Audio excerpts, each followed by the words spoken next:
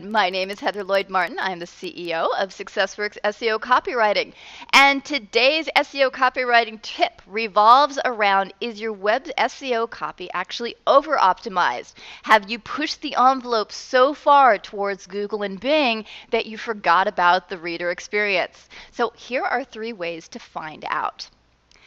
The first way to find out is probably what a lot of folks think of when they think of over-optimization, where there are too many key phrases on the page.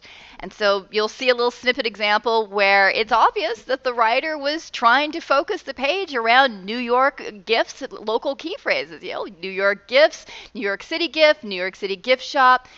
And although you can certainly tell the key phrase emphasis, the downside is that for the reader, for the people that are coming into the site and reading this page and determining whether or not they want to work with this company, it's flat out bad copy.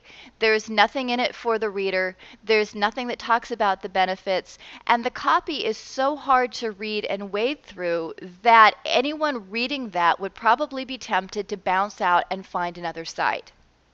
So although someone thinks that they're doing this in order to get a good ranking, and by the way, this copy did not get a good ranking, so it's not like it helped, the downside is that the user experience is so bad that it's actually hurting conversions.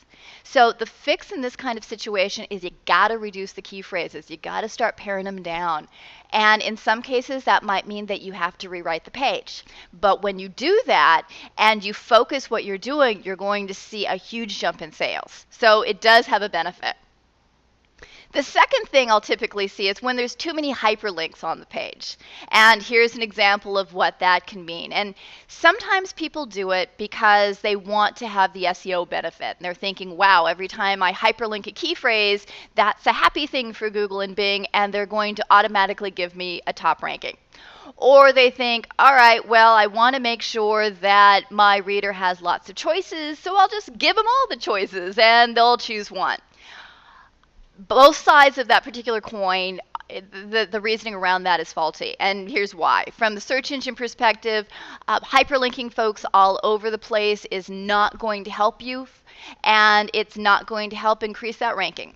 And from a user perspective, and this is almost in a way more important, that when you throw too many choices at someone, and this is what we know from psychological testing, that it causes overwhelm. People have a hard time making a decision, and this is something that you might be able to relate to in your own life. So rather than focusing on that paragraph block and thinking, okay, where do I want to go next, then it's just as easy to back away and find a page that's easier to navigate and read.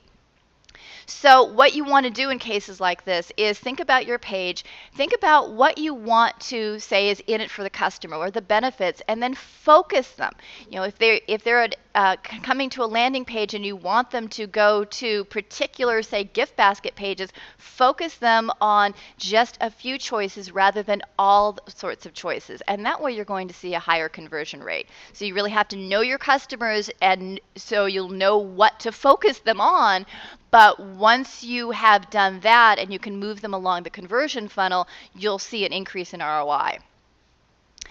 And the third thing I'll see is what I call really fluffy SEO copy. And the worst offenders of this are probably localized pages where somebody is trying to get a ranking for, say, Portland, Oregon X, Pilates studios, as well as e-commerce sites where they are writing product detail copy.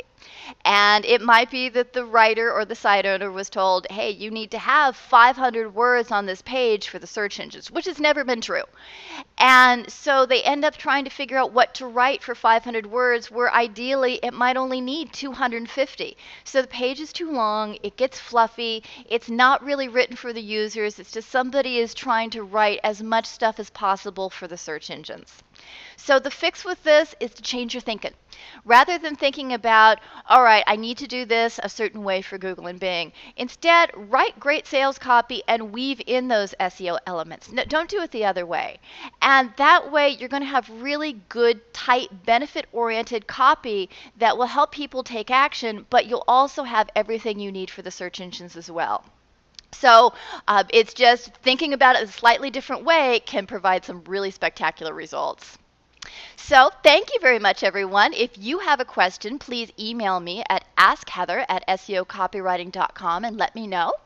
And if you visit the SEOcopywriting.com site, you can also sign up for my free newsletter that is delivered hot and fresh every Tuesday.